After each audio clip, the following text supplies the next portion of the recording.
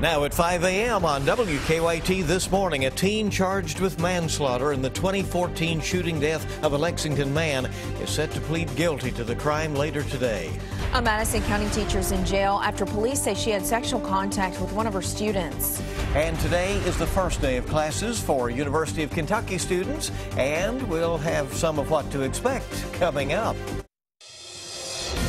Tracking, alerting, protecting. This is WKYT This Morning. Good morning to you and welcome. It's good to have you with us on WKYT Wednesday morning, August 26th. I'm Bill Bryant. And I'm Rebecca Smith. Things really starting to feel like fall, especially with the UK students getting back to school today. It sets the mood, doesn't it? Yes. And anticipate a busy day over there on campus. We'll check in on that in a moment. But let's check in with meteorologist Micah Harris as we do continue this cool, sunny, nice feel. Yeah, it's a really good feel outside. It's on the cool side like Bill was talking about, but other than that, I mean, it's just one of those days you just got to love. And the kids, I mean, they couldn't have had a better day to get back to school. It's going to be absolutely beautiful out there. Trust me, here in Kentucky, you've probably had a worse day than what you're going to be dealing with today. Today's very nice. 54 degrees there in Danville, and that goes for Frankfort at 53. Going to Cynthiana, move northbound into, say, Pendleton and Grant County. You have some cloud cover overhead, or you did, and that kept those temperatures a little bit warmer than everybody else. But dew points are still in the low to mid 50s. That means temperatures are not going to dive to the 40s for about 95 to 98% of us. 76 degrees, awesome afternoon, another good looking day ahead. Focus on the forecast. This pattern is not budging. I think that's okay with a lot of us. Some of us still want some rain.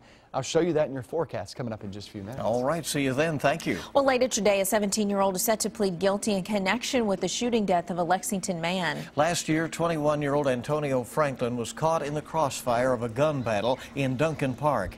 Damian Sanders was just 16 years old when he was arrested and charged with manslaughter. He's expected to plead guilty to that charge today. WKYT News spoke to Franklin's mother. She says while she is mourning the loss of her son, she feels sorry for Sanders as well. 3 others are charged with Franklin's murder, and they're expected to face a judge in September.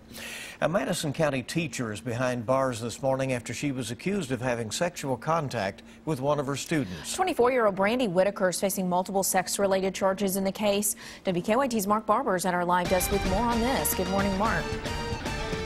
Whitaker could face a judge as early as today.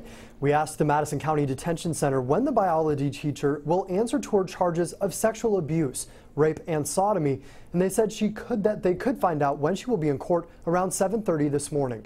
The 24-year-old was arrested yesterday when Berea police officers went to Madison Southern High School to look into allegations that she had sex with a student.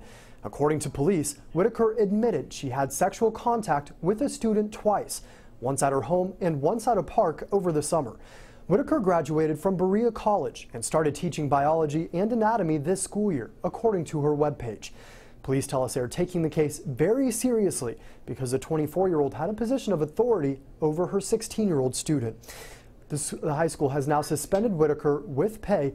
She doesn't want to talk to us from the detention center. From the live desk, Mark Barber, WKYT. All right, thanks so much, Mark. Search crews in Laurel County have found the body of a hunter who was reported missing.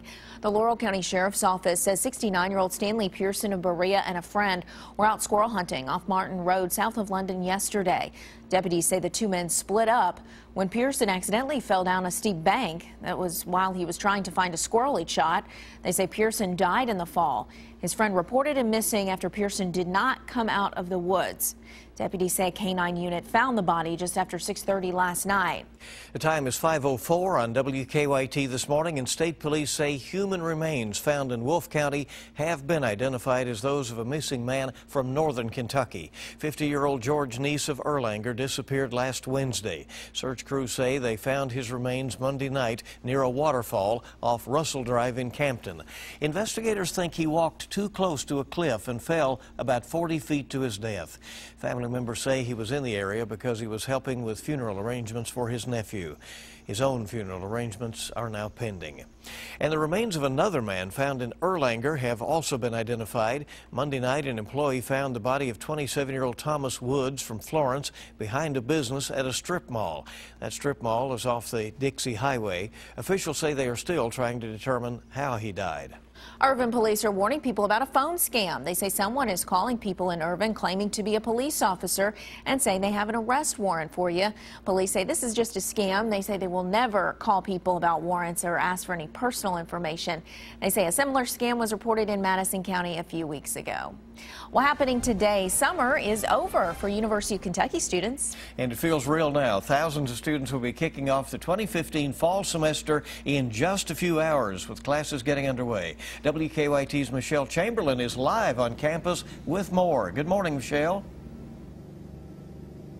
Good morning. It is that time of year again. Over 7,000 students moved onto campus last week, and there's so much changes taking place here on campus. As you drive through, you can see it behind me. There are 3 new dorms that opened up: Woodland Glen 1, 2, and 3. Now, as these dorms opened up, there's other things opening on campus. The new dining facility down the street, it's called the 90. There's also the country's largest on-campus Starbucks located in the W.T. Young Library. Now, as you drive through campus, you'll also see a lot of construction taking place. Now, as part of the welcome bag events offered to students during the first day of classes, there will be an open house featuring a photo booth, free ice cream, and reproduction souvenir pennants from 11 to 2 o'clock today. This will take place at the Margaret King Library. The exhibit showcases all things UK, as it includes more than 150 artifacts, photographs, documents, and publications. Now, as students return, remember, there will be much more pedestrians, more bikers on the road. Please do not text and drive. And if you are walking, police are asking to use the crosswalks. Live in Lexington, Michelle Chamberlain, WKYT. All right, an exciting time. Thanks, Michelle.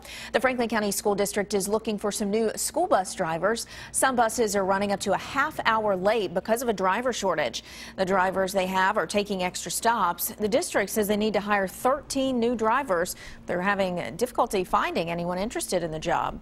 Honestly, you see on TV and stuff a lot of times where accidents have happened, kids have gotten hurt, and that kind of has driven the applicant pool down some. The school district is offering to help new bus drivers find more working hours to make it as close to an 8-hour workday as possible. The district expects 6 new drivers to be qualified soon. New this morning, an ethics panel has filed more misconduct charges against a suspended Pike County judge. Circuit Judge Stephen Combs has been suspended as he waits for a hearing. These new charges allege he presided over cases involving a gas company without disclosing his financial relationship with the company. You may remember that Combs was on previous charges accused of making derogatory comments about local officials, calling one Dumbo and another fish face. A Wayne County road has finally reopened after a sinkhole shut it down for nearly 3 weeks. That happened on Main Street, just outside of downtown Monticello. Earlier this month, state road crews say heavy rain caused a 30-foot deep sinkhole to open up. But last night, state road crews said all repair work on Main Street has been finished, and all lanes are safe for traffic once again. Crews say they will need a few more weeks to finish repairs to nearby sidewalks. 5:08 now on WKYT This Morning. We're just getting started here on your Wednesday. Today is the day to celebrate man's best friend. We'll tell you how Lexington is kicking off National Dog Day in just 5 minutes. And the king of beers is now dueling with the queen of beers. We'll tell you more about a fight between Budweiser and a craft brewery. That's coming up in your consumer news. And boy, things look good again this morning. We're on the cooler side of things with temperatures there in the 50s. We get in toward the afternoon. Another gorgeous day. It will change soon, but when? I'll have that forecast coming up next.